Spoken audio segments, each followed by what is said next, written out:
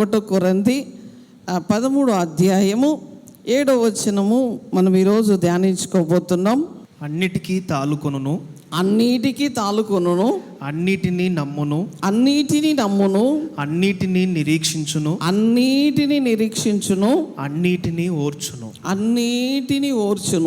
అన్నిటినీ తాలుకోవాలి, అన్నిటినీ ఓర్చుకోవాలంటే ఇది చాలా విచిత్రం కదా. చూడండి, పౌలు భక్తుడు రాసిన ఈ అధ్యాయం అంతా కూడా ప్రేమను గురించి మాట్లాడుతున్నాడు.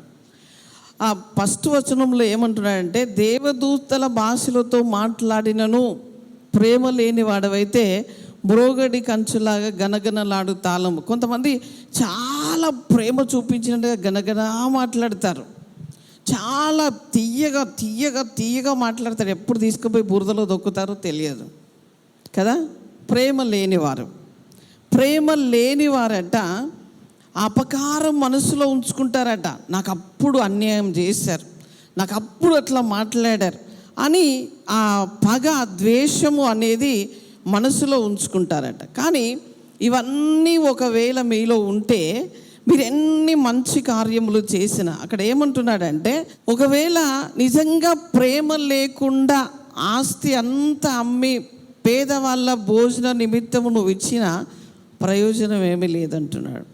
ఒకవేళ కాల్చబడుటకు నీ శరీరమే ఇచ్చిన, ఆలోచించండి, ప్రేమ లేకుండా, ఒక ప్రేమ అనేది, ఆ మమకారము అనేది మనసులో లేకుండా నువ్వు ఒకవేళ కొంతమంది ఏం చేస్తారంటే, చెయ్యాలి కదా అని చేస్తారు, పెట్టాలి కదా అని పెడతారు, వెళ్ళాలి కదా అని వెళ్తారు, మాట్లాడాలి కదా అని మాట్లాడతారు, సెకండ్ ఇవ్వాలి కదా అని ఇస్తారు. ఇవన్నీ ఏంటి? ప్రేమతో ఇస్తే ఓకే కదా. ప్రేమతో కాకుండా చెయ్యాలి కదా, రావాలి కదా అని అంటే ఇవన్నీ ఏంటి? అబ్బా మీకేం తెలియదా? ఇవన్నీ ఏంటి? ఇట్లా చేస్తే ఏమంటున్నాడంటే, గనగనలాడు కంచు అంటే బంగారం ఒకవేళ మనం కింద పడేస్తే సౌండ్ వస్తుందా? బంగారము కింద పడేస్తే సౌండ్ వస్తుందా? రాదా? రాదు. ఒకవేళ కంచు అంటే ఇత్తడి గ్లాసో గిన్నో చెంచో తీసుకొచ్చి వేస్తే అది ఎంత పెద్దగా మోగుతుందంటే అక్కడ రోడ్డు మీదకి వచ్చేస్తుంది. అంటే ప్రేమ లేని వారి యొక్క తాత్పర్యం, ప్రేమ లేని వారి యొక్క పనులన్నీ కూడా దానితో పోల్చి పౌలు గారు మాట్లాడుతున్నాడంటే, ఒకవేళ చేస్తానని అందరికీ చూపించేలాగా కాదు, కానీ నిజముగా చెయ్యాలి, ప్రేమించాలి, ప్రేమే శాశ్వతము అని ఆ అధ్యాయం అంతా కూడా ప్రేమ గురించి మాట్లాడుతున్నది. కొండలను పెకిలించే ఒక విశ్వాసం ఉన్నప్పటికీ కూడా ప్రేమ లేని వాడవైతే అయితే అన్నీ సున్నాలే. 1, 2, 3, 4 లేవు, అన్నీ సున్నాలే.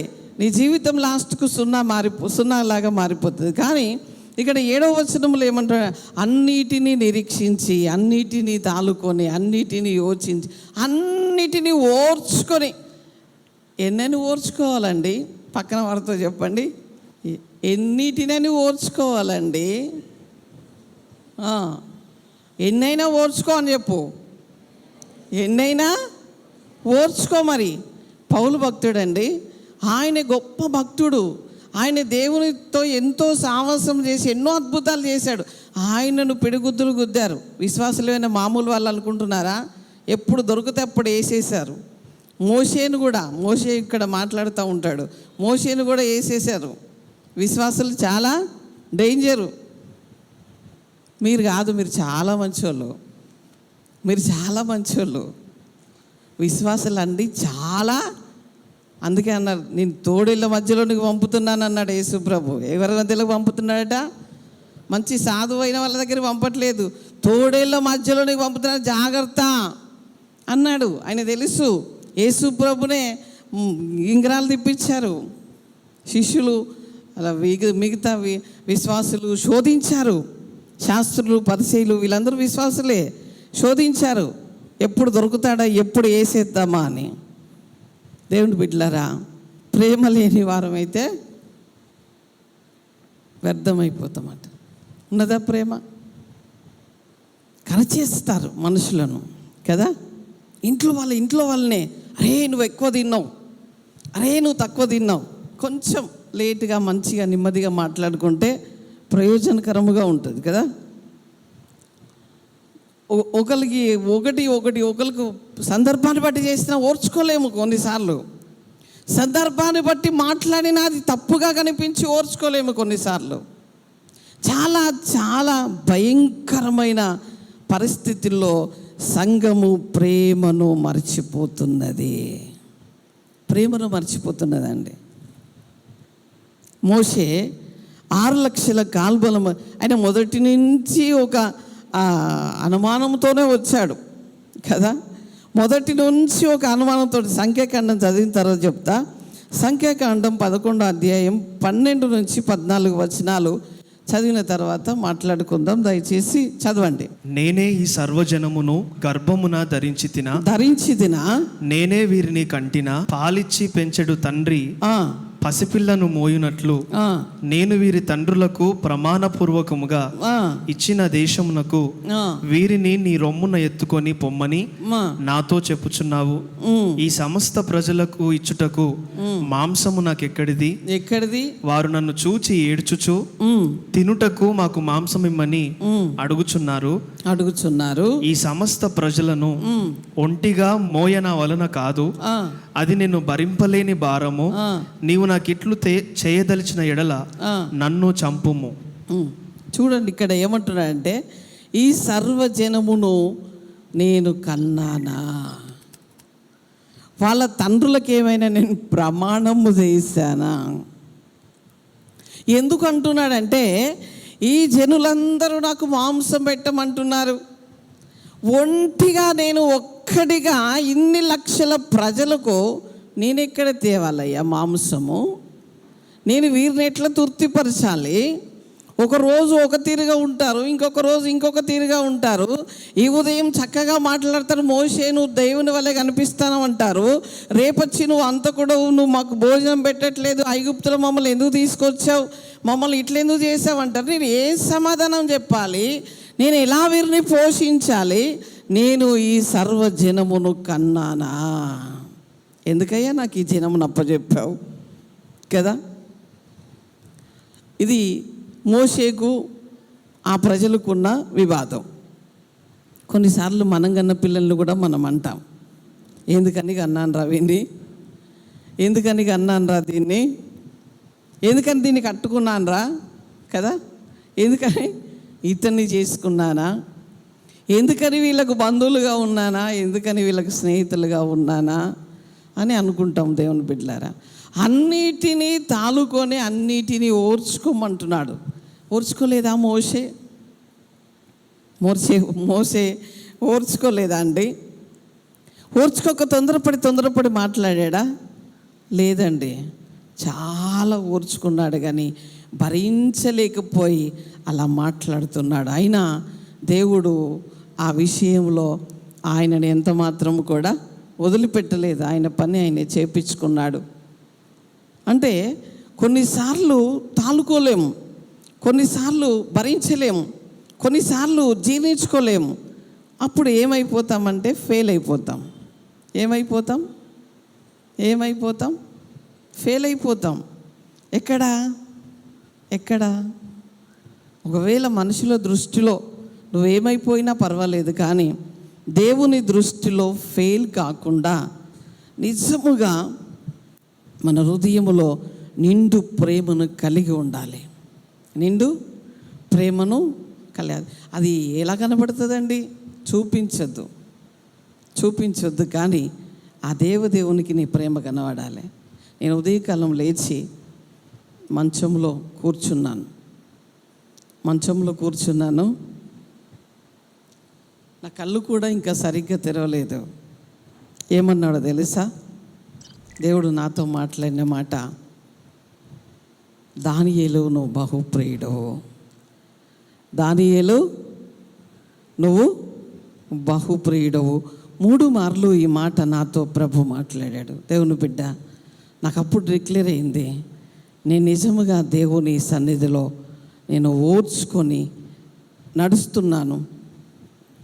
నేను దేవుని సన్నిధిలో ఆయన నన్ను ప్రియముగా ఎంచినట్లుగా నా ప్రవర్తన సరిగ్గా ఉన్నదని నాకు నమ్మకం వచ్చేసింది. అవునన్నా కాదన్నా నాకు అది డిక్లేర్ అయిపోయింది. చూడండి, ఇంకా చూద్దాం. సామెతలు 10:12. పగ కలహమును రేపును, పగ కలహమును రేపును, ప్రేమ దోషములన్నిటినీ కప్పును. పగ ఏం చేస్తుందట? కలహమును రేపుతుంది. ఒకవేళ అక్కడ ఏం లేకున్నా కూడా కలహము రేపుతుంది. కానీ ప్రేమ ఏం చేస్తుందట అంటే దోషములన్నిటినీ కప్పి సైలెంట్గా ఉంటుంది. దోషములన్నిటిని కూడా కప్పివేసేది ప్రేమ. కానీ పగ ఏం చేస్తుంది? మన అంతరంగములో ఒకవేళ పగ ఉంటే ఎప్పుడెప్పుడు కలహము పెట్టుకుందామా, ఎప్పుడెప్పుడు ఏమేమి చేస్తామా అని ఆలోచిస్తుంది. అంటే అధ్యాయం అంతా మరల మీరు ధ్యానించండి, అంతా వచ్చి మళ్ళీ అక్కడికే ఉంటుంది. మేము ప్రేమ లేని వారమా, మేము అట్లాంటి వాడమా అని నాకు విమర్శలు కాదు. ఇక్కడ దేవుడు మాట్లాడుతున్నది ఇదే. ఈరోజు అధ్యాయం అంతా అదే ఉన్నదండి. పరమగీతములు 8వ అధ్యాయం 6-7 వచనాలు. ప్రేమ మరణమంత బలవంతమైనది, ప్రేమ మరణమంత బలమైనది, ఈర్ష్య పాతాళమంత కఠోరమైనది, ఈర్ష్య పాతాళమంత కఠోరమైనదట. దాని జ్వాలలు అగ్నిజ్వాల సమములు, దాని జ్వాలలు అగ్నిజ్వాల సమూహములు, అది యెహోవా పుట్టించు జ్వాల, అది యెహోవా పుట్టించు జ్వాల. నీ హృదయము మీద నన్ను నామాక్షరముగా ఉంచుము. ఏముంచాలట? నీ హృదయం మీద నన్ను నామాక్షరముగా ఉంచుము. నీ భుజమునకు నామాక్షరముగా నన్నుంచుము. నీ భుజమునకు, ఇట్లా చెప్పండి, నీ భుజమునకట నామాక్షరముగా ఎవరిని ఉంచాలి? ఎవరిని ఉంచాలి? దేవుణ్ణి ఉంచాలన్నట నామాక్షరముగా. యేసు ప్రభు చాలా ప్రేమ కలిగిన వాడండి.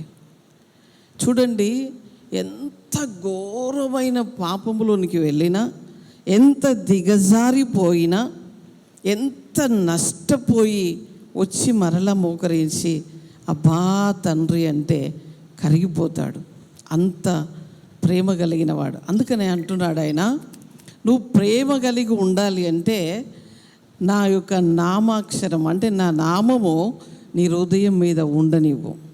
హృదయములో ఆయన నామం ఉన్నప్పుడు నీకు ద్వేషము, కోపము, పగ రాదు అని చెప్తున్నాడు. నీ భుజం మీద అంటే నీ చేతులతో, కాళ్ళతో, కళ్ళతో, నీ శరీరముతో నువ్వేమీ తప్పు చేయకుండా దేవుని యొక్క నామము నీ శరీరం మీద ఉంచుకోమని చెప్తున్నాడు. ఉన్నట్లయితే మనం ఎక్కడ తప్పిపోయే అవకాశం లేకుండా ప్రభు ఆయన నామమును బట్టి మనల్ని కాపాడుతానని చెప్తున్నాడు. ఆయన నామమును బట్టి కొంతమందికి ఏమంటారు, కొంతమంది అంటే కొద్దిగా సేపు దేవుణ్ణి పక్కన పెట్టేస్తాను, పక్కన పెట్టిన క్షణమే పతనం అయిపోతావు. కొద్దిగా సేపు నేను అన్నీ మర్చిపోతాను, క్రైస్తవుడును అన్న విషయాన్ని మర్చిపోతాను, మర్చిపోయిన క్షణమే మరణం అయిపోతావు. కొన్ని క్షణాలు నేను లేను అనుకుంటాను, అనుకున్నట్లుగానే జరిగిపోతుంది. ఎందుకు అనుకోవాలి అలా? ఎందుకు అనుకోవాలి అలా? ఎందుకు అనుకోవాలండి? పౌలు గారు వస్త్రహీనుడిగా ఉన్నాడట. సువార్త ప్రకటించడానికి వెళ్తే చంపివేస్తారన్న భయంతో ఉన్నారట. ఆయన కూడా ఆయన నామము కొరకు ప్రజలను, అంత ప్రాణం తీసే ప్రజలను కూడా రాజు ఎదుటికి వెళ్ళి కూడా ఆయన దేవుని వాక్యాన్ని ప్రకటించాడు.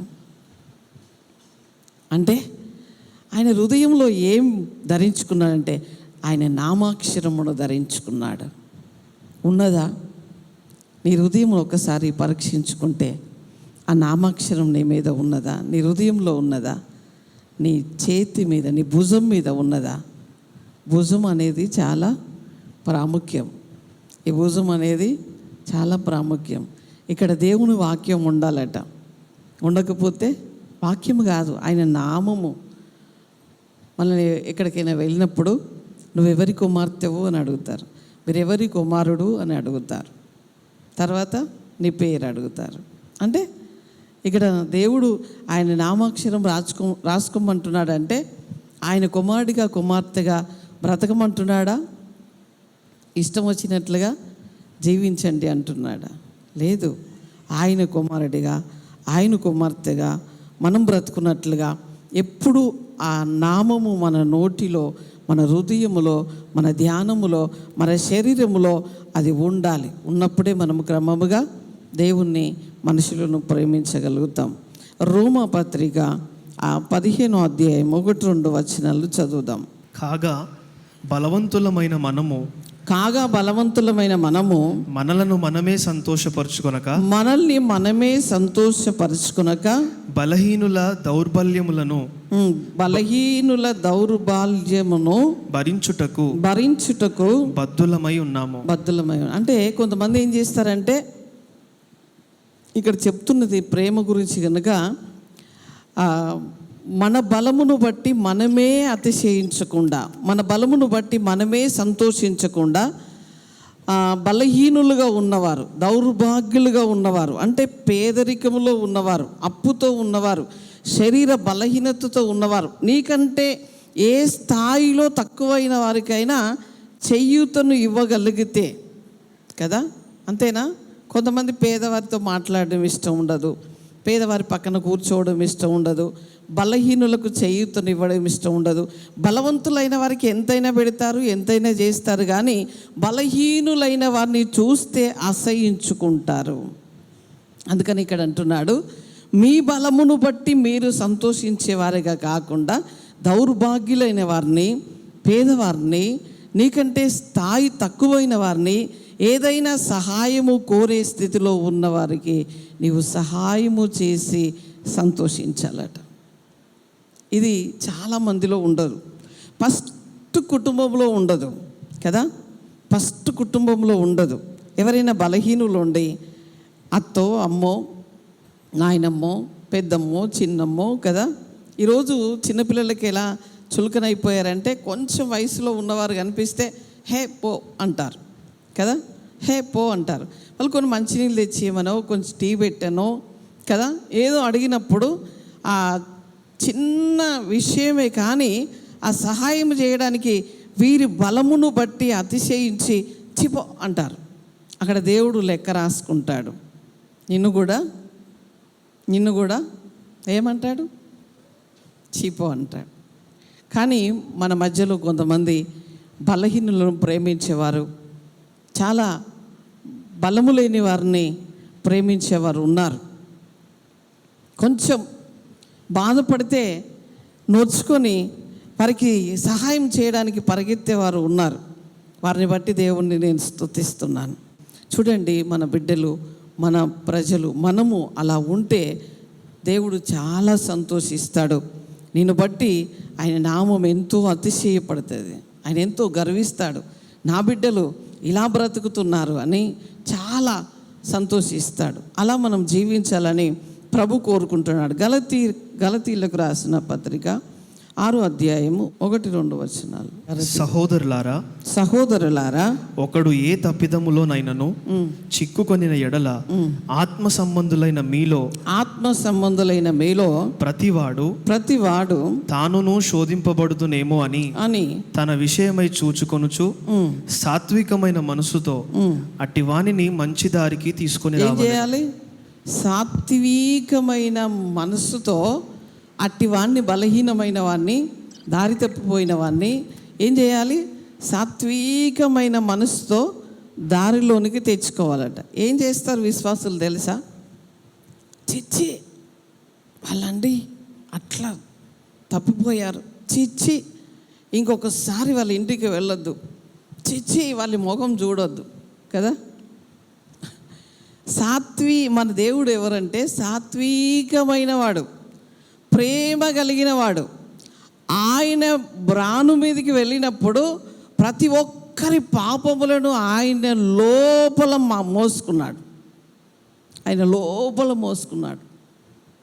ఆయన మీదికి వచ్చింది.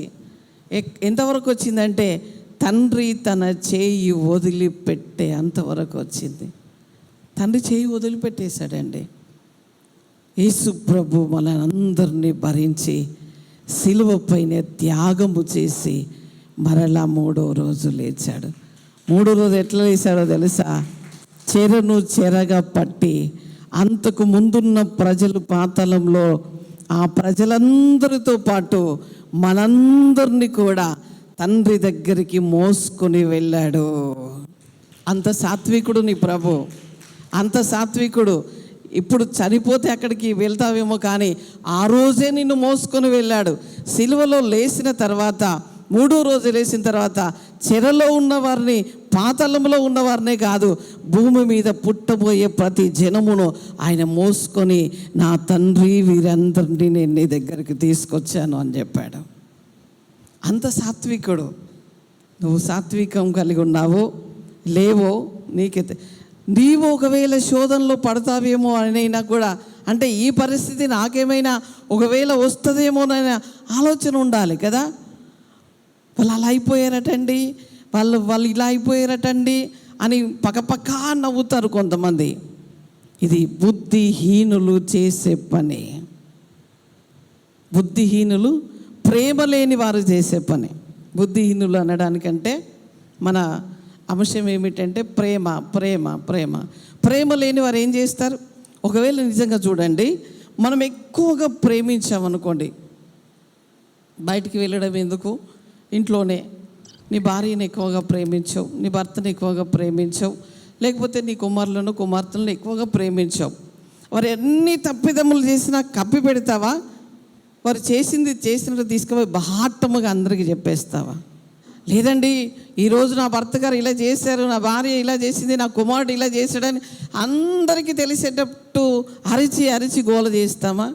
వారిని బుజ్జగించి లోపల కూర్చి, ఇలా చేయడం తప్పు కదా, ఇలా మాట్లాడడం తప్పు కదా, ఇలా ఉండడం తప్పు కదా, మనం ఇలా చేసుకుందాం అని ప్రేమ కలిగి వారు ఐక్యముగా మాట్లాడుకుంటారు. కానీ ప్రేమ లేని వారు ఏం చేస్తారంటే ఇంకా విచ్ఛిన్నమైపోయి మాట్లాడుకుంటారు.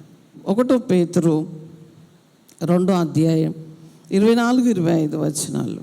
మనము పాపముల విషయమై చనిపోయి నీతి విషయమై జీవించినట్లు ఆయన తానే తన శరీరమందు మన పాపములను మ్రాను మీద మోసుకొనెను. ఆయన పొందిన గాయముల చేత మీరు స్వస్థత నొందితిరి. మీరు గొర్రెల వలె దారి తప్పిపోతిరి, కానీ ఇప్పుడు మీ ఆత్మల కాపరియు అధ్యక్షుడును అయిన ఆయన వైపునకు మళ్ళీ ఉన్నారు. దారి తప్పిపోయిన వారే, కానీ ఆయన సిలువ మ్రాను మీద చేసిన త్యాగమును బట్టి మరలా దారిలోనికి వచ్చారు. మరలా దారి తప్పిపోకూడదు అని చెప్తున్నాడు కదా.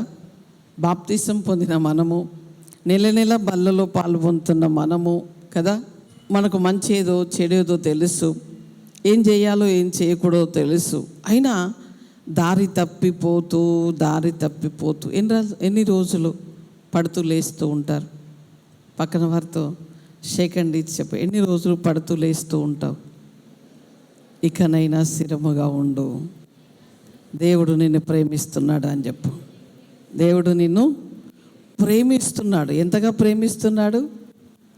అమితముగా ఆయన ప్రాణమంతా ఇచ్చేసే అంతగా ప్రేమిస్తున్నాడు. ఏ ప్రియుడు ప్రేమించనంత అని చెప్పండి.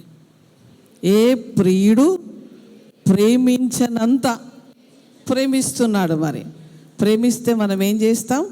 చులకనగా చూస్తాం. వాడే నా చుట్టూ తిరుగుతాడు, చాక్లెట్ కొనిస్తాడు, రబ్బర్ బ్యాండ్ కొనిస్తాడు, చీర కొనిస్తాడు కదా. మన దేవుడు పిచ్చోడు కాదు, ప్రాణముకు ప్రాణం ఇచ్చి ప్రేమించిన దేవుడు. ఆయనను గౌరవించాలి, ఆయన మాటలు గౌరవించాలి, ఆయన ఆలోచనలను మనము వెతకాలి, ఆయన ఆలోచనల ప్రకారం మనం నడవాలి. దేవుని వాక్యముగా వినాలి. మనం దేనికోసం పట్టబడ్డామో, ఎందుకోసం పిలువబడ్డామో మన మైండ్లో ఉండాలి. అందుకని సనగద్దు, గుణగద్దు, పక్కన వారి మీద ద్వేషం పెంచుకోవద్దు, ప్రేమించాలి. ఒకవేళ మీ ఇంట్లో వారు సరిగ్గా లేరా, మిడిమిడి జ్ఞానంతో ఉన్నారా, వారిని సరిచేయండి, వాక్యం చెప్పండి, ప్రేమించండి, వారి కోసం ప్రార్థన చేయండి కదా. ఇవన్నీ మాకెక్కడైతాయండి, మేము ఉద్యోగం చేయొద్దా? రాహేలు భర్త యాకోబు ఉద్యోగమే చేశాడు పాపం. ఉద్యోగం చేసి దేవుని దర్శనాలు చూసి దేవుడు మాట్లాడితే విని, యాకోబు ఈ పొడలు కలిగినాయి, సార్లు కలిగినాయి, నీవని చెప్పు అంటే చెప్పి, అంటే పని చేస్తూ ఆయన దేవుని దర్శనాన్ని చూసి దేవుడితో మాట్లాడాడంటే మీకంటే ఎక్కువ కష్టపడ్డాడు, నాకంటే ఎక్కువ కష్టపడ్డాడు యాకోబు. మరి దర్శనాలు ఎలా వచ్చాయంటే దేవునితో ఉన్నాడు. మీరందరూ కూడా, మనమందరం కూడా దేవునితో ఉండాలి. ఈ అంత్య దినముల్లో చాలా సమీపముగా ఉన్నది, చాలా సమీపముగా ఉన్నది అని చాలామంది ప్రకటిస్తున్నారు. మరి ఎప్పుడు వచ్చినా కూడా మంచి తెల్లని వస్త్రములు ధరించుకొని అలా అలా ఏలియా వలె, అలా ఆనోకు వలె ఎత్తబడాలని ఎవరికి లేదా ఏంటి? ఇలా అనండి, ఇలా అనండి, నేను కూడా అలా అవుదునుగాక, నేను కూడా జీవకిరీటం పొందుదునుగాక. అందరం తలలు వంచుదాం, ప్రార్థించండి. ప్రభువా, నేను విక్కటముగా ప్రేమించాలి. ప్రేమ లేని వాడనైతే గన్నగన్న నాడు తాళమునుక మ్రోగడి కంచులాగా నేను ఉంటాను. ఆ కంచు నేను వద్దయ్యా, నీలాగా నేను మారిపోవాలి. సాత్వికమైన మనస్సు నాకు కావాలి. ప్రేమ శ్రేష్టమైనది అంటున్నావు, ప్రేమ శ్రేష్టమైనది అంటున్నావు. శరీరము కాల్చబడడానికి ఇచ్చిన అది శ్రేష్టమైనది కాదంటున్నావు. ఆస్తి అమ్మి ఇచ్చిన అది శ్రేష్టమైనది కాదంటున్నావు. తండ్రి, విశ్వాసమైనను శ్రేష్టమైనది కాదంటున్నావు. ప్రేమయే శ్రేష్టమైంది అంటున్నావు, ప్రేమయే శ్రేష్టమైంది అంటున్నావు. ఆ ప్రేమ కలిగి నేను ఉండుటకు సహాయం చేయండి. ఓర్పునివ్వండి, సహనాన్ని ఇవ్వండి. నాకు ఇచ్చిన కుటుంబాన్ని నేను కట్టాలి. నాకు ఇచ్చిన నా చేతికి ఏదేది ఇచ్చావో అదంతా ప్రేమతో నేను జయించాలి. అయ్యా, ఎవరెవరిని నాకు అప్పగించావో వారందరినీ ప్రేమతో నేను జయించాలి. ప్రభా, మీ ప్రియ బిడ్డల్ని అట్టి జ్ఞానముతో, ఆత్మతో, కృపతో నింపండి. ప్రేమ కలిగి ఉంటకు సహాయం చేయండి. మిక్కటమైన ప్రేమ, మంచి ప్రేమ కలిగి అయ్యా జీవించుటకు సహాయం చేయండి. కృపతో నింపండి, అద్భుతాలు చేయమని యేసు నామములో అడుగుచున్నాం తండ్రి. ఆమేన్.